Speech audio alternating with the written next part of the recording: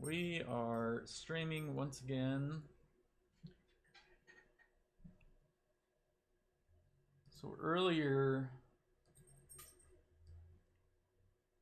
in Discord, in a Discord chat between myself, House, and a couple of other producers,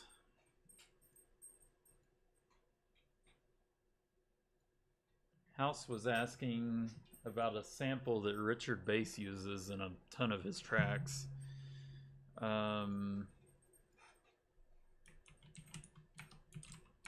Speaking of House, I am live now.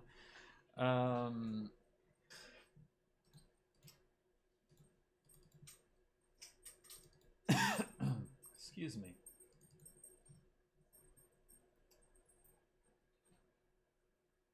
And I don't have the exact sample that Richard Bass uses, but I figured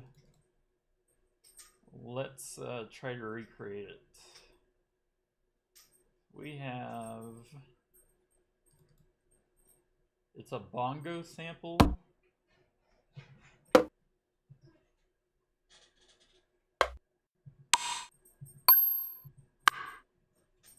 So lower the volume on this.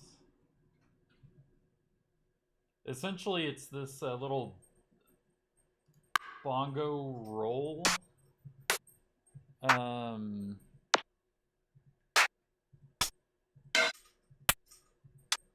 With a bit of delay. 18.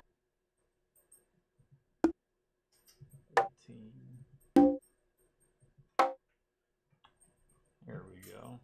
Let's just use this one for simplicity's sake, because it's not going to be totally rocket science. So, something you all should know doing stuff like this is to make use of your 30-second notes.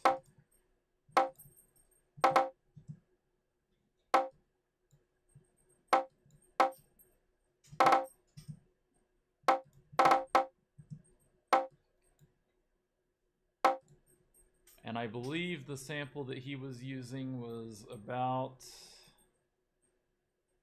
I think the velocity was going in ascending order, so let's just do 50, 60-ish, 70-ish. That's still not low enough.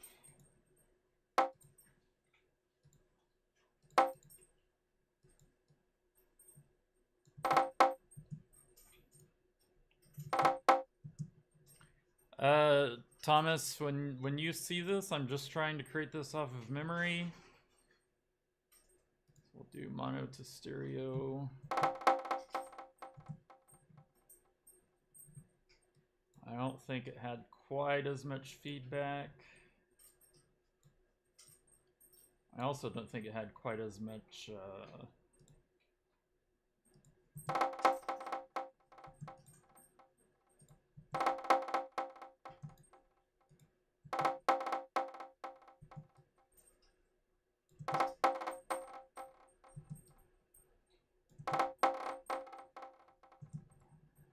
Thomas, does this sound about right?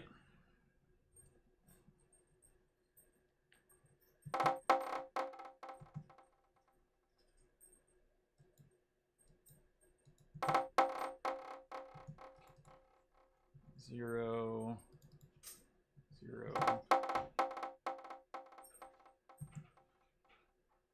Ooh, left and right. I gotta turn the microphone off.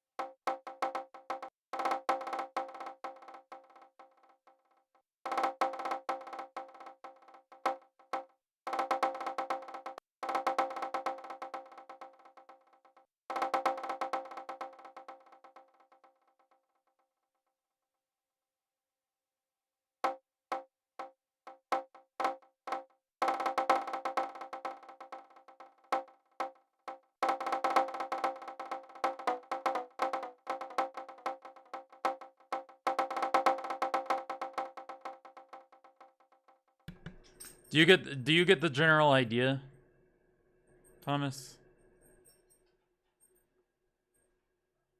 Like, do you think you can get to your end goal with this?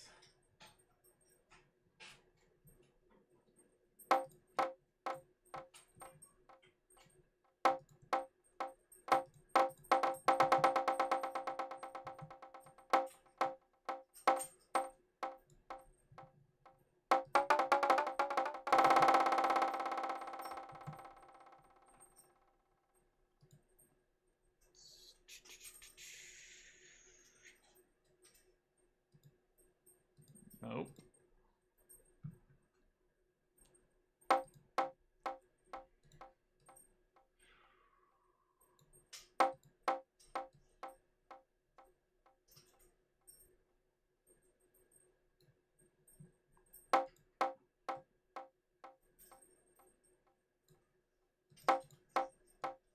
$40.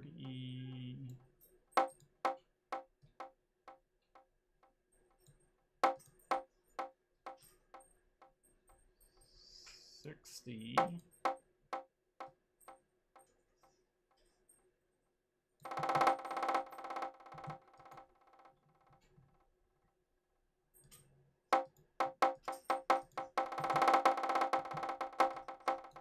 And now I'm at this point I'm just messing around, creating new stuff.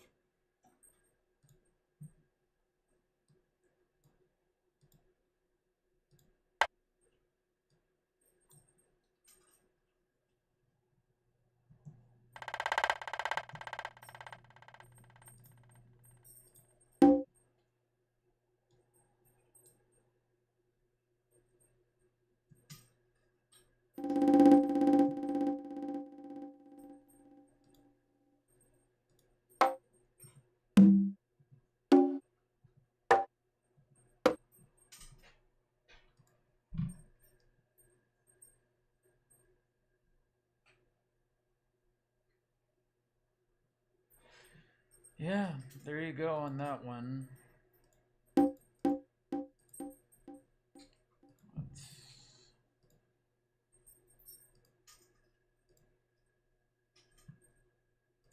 Now for, let me see if I can find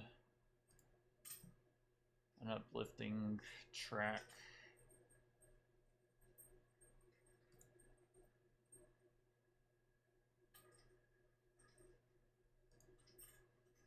Oh, here's something I was messing with a while ago. This doesn't have a rolling bass like I'm intending to show you, but I figure I'll show this anyway, if it'll load.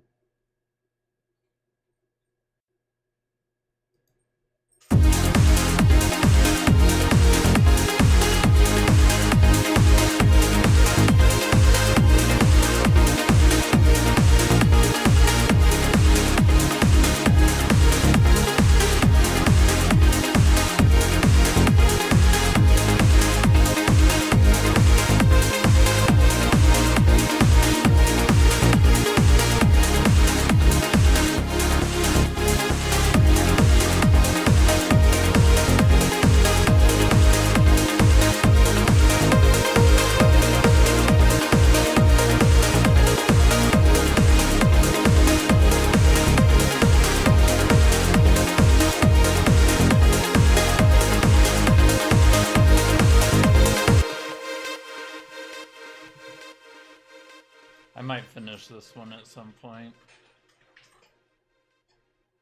There was another thing that I had done.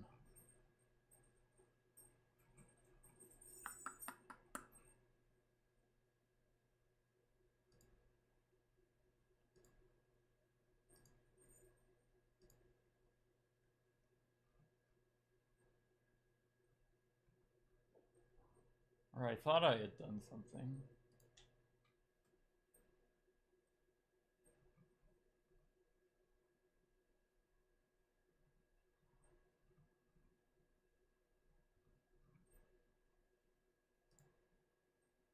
Is it this?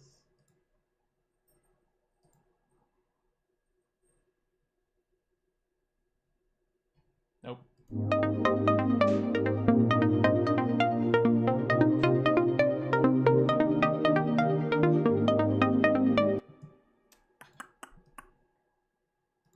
Okay, I'm gonna show you some. Let's see. Don't save. I'm gonna show you some general practice stuff to making uplifting basses. Now, first off, the sound design. I don't know if you do your own sound design for your melodic house stuff, but the sound design for the basses that I do on my prog tracks is actually not terribly different from how you would do an uplifting bass. So typically you'll shape it about this way, which is an immediate difference. The voicing, there are no rules. The amount of detuning, not really any rules. Retrig, no rules. The main difference is you'll typically, yeah, see that already is sounding a little good. The main difference is that you'll typically have way more distortion on uplifting basses than you will on house basses. So, and sometimes you'll use a chorus.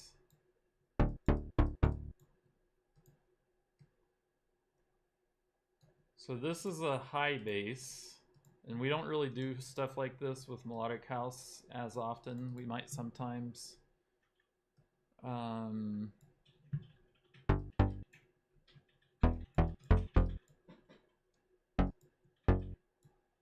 damn it. I fucking hate the snap. Okay.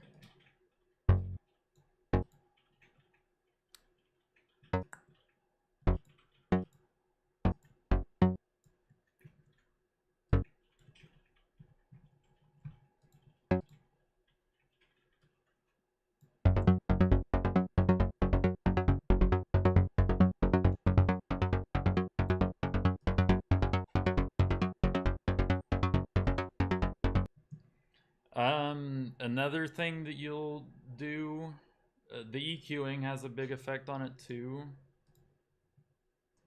So another thing that you need is a mid bass.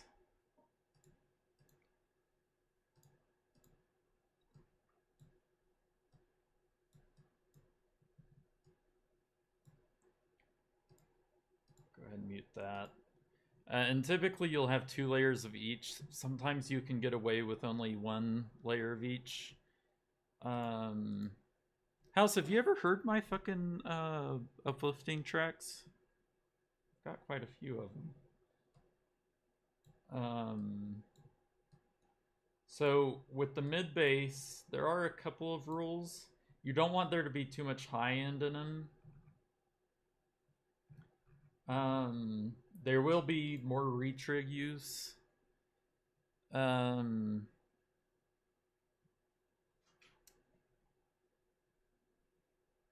Yeah, uplifting trance basses are an art for sure.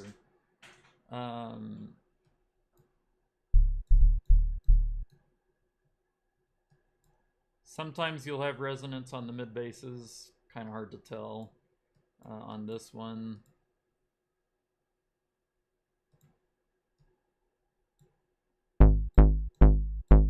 So there's a good sounding mid bass, but to make it sound better, you're going to add a pitch envelope. Almost always, not always, but...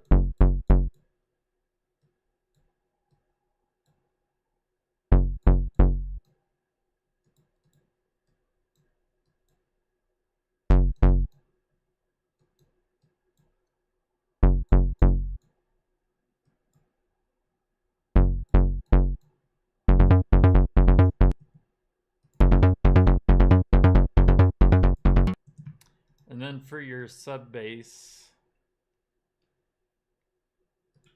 you can do either a saw wave or a square wave. I mean, really, you just do whatever you need. And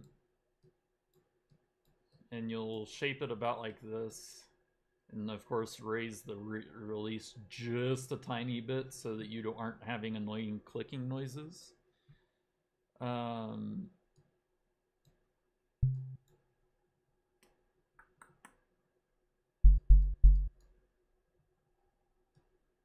And you might throw on a very, very, very subtle cutoff envelope.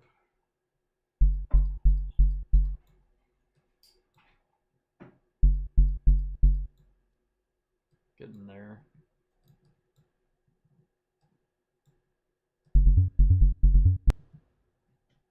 Why am I hearing? Oh, there we go.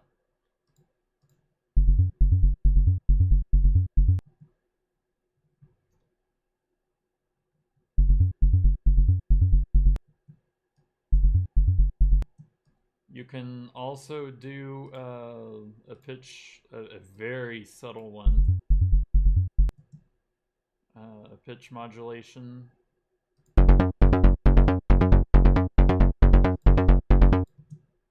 So we'll go ahead and I can't believe I'm doing this. And I can't believe I'm doing this, and I can't believe I still have it in me to do this, because it's been years. Sub bass, whoops, that's mid bass 1. So let's go ahead and add a second high bass.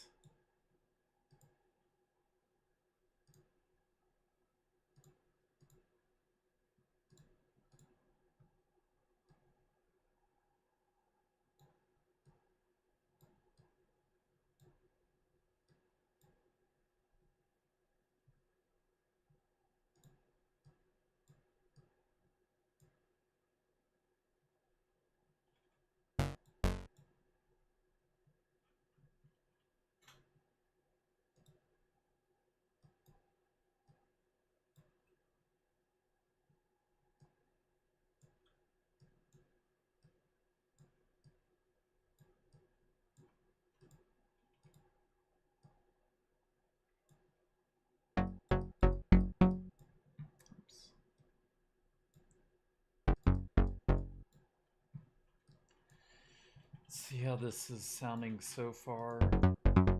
Let's throw in some distortion. And a bit of chorus, because why the fuck not? Lower the rate down. Maybe a very slight pitch. So let me explain the pitch thing real quick. It makes your bass sound more punchy, and by the time you've mixed it, it has a much more like driving sound effect to it, if that makes any sense at all. That's not a term that I came up with, it's just the term that's always been thrown around.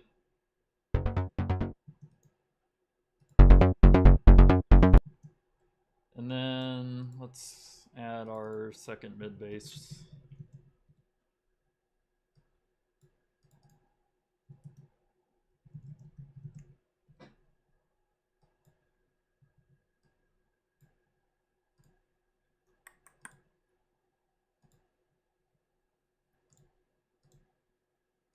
The pitch on the mid basses, now it adds more mid frequencies. I don't necessarily know the mechanics behind it, but that's just how it works. And this one I think I'm gonna not do any sustain. Again, there's not any rules to this.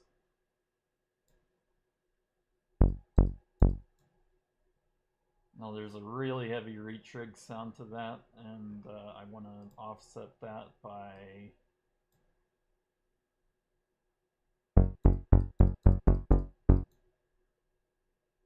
having a layer that's not. I'm going to change the fine tuning a bit.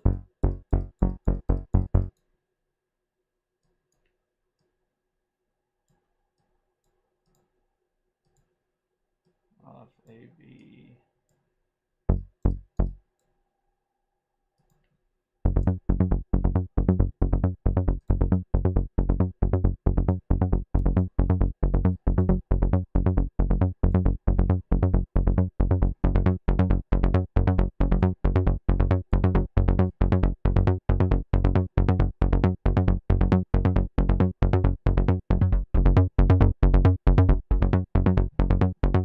then sometimes I will go ahead and use 4 oscillators on one patch.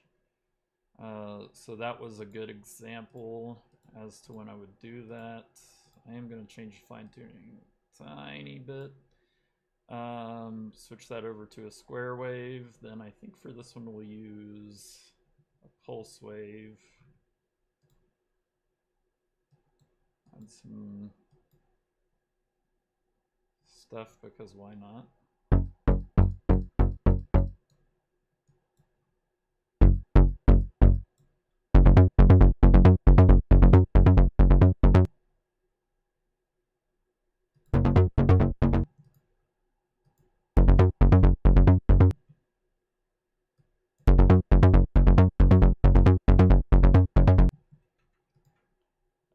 So yeah, and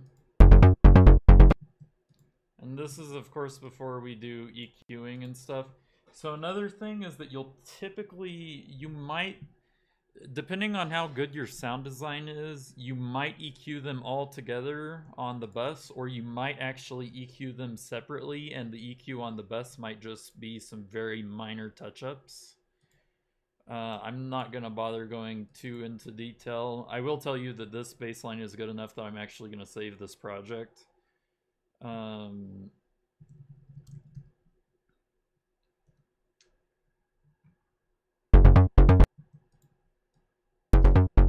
So for compression, go ahead and throw some distortion on that bus.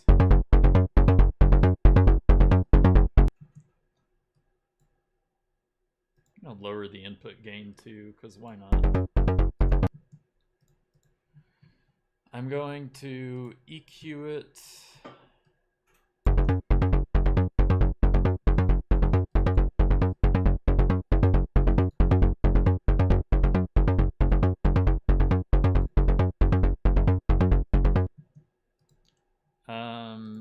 FabFilter Saturn to do some distortion.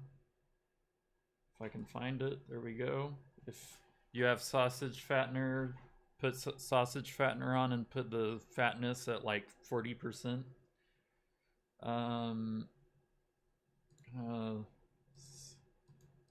Change this to about 180. And this one is just going to be turned off because that's low end.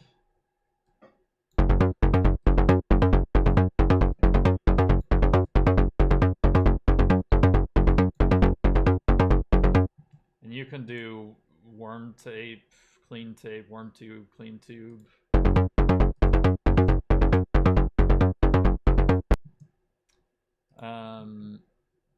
So at this point, I only did minor adjustments to the EQing, as I kind of mentioned.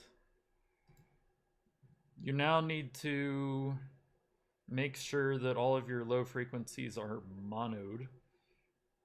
If I can find it, there we go.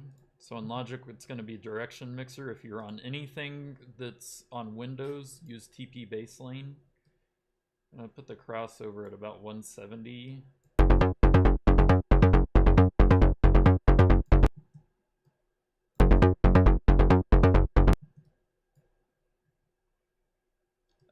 Now you'll use a sidechain kick, but I'm going to go ahead and throw kickstart on just temporarily.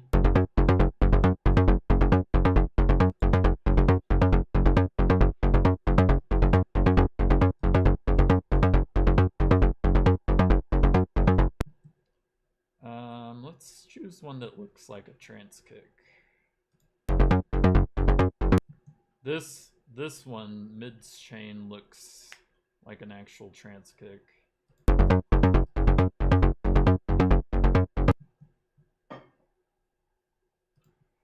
So another thing you can do, and I'm not going to do this right now because I don't feel like it, you can add delay to individual patches as you wish. Something that you should keep in mind though whenever you're adding delay is make sure that the delay does not have any lows or mids.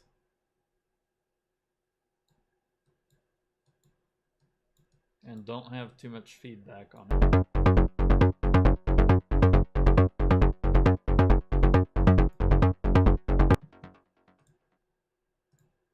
And maybe on this one we can do 8th, 4th dotted.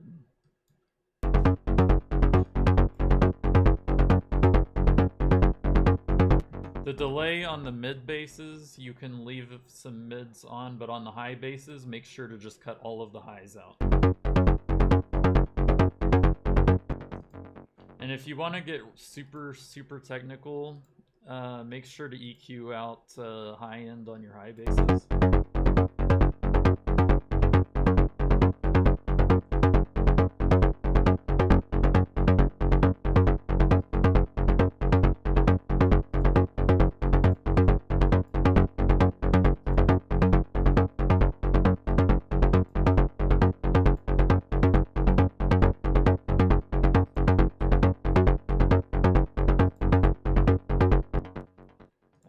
Cut on the mid basses, and we don't do this with progressive houses much because it's not really necessary. You'll have a tighter cut on the mid bass, and you'll roll things off at around 150 usually.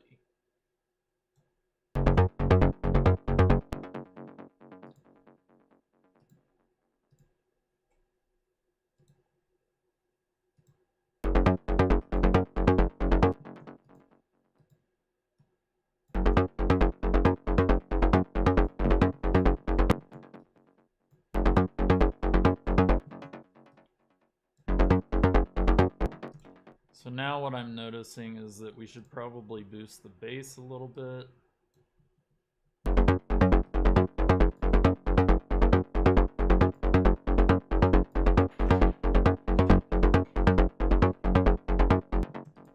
So yeah, there's a fairly quick to throw together uplifting trance bass line. I hope you guys found this useful. I think I'm actually gonna make a video off of that because I really wasn't expecting to do that, but it threw itself together, so may as well make sure that everyone else can see it. And I am going to save this.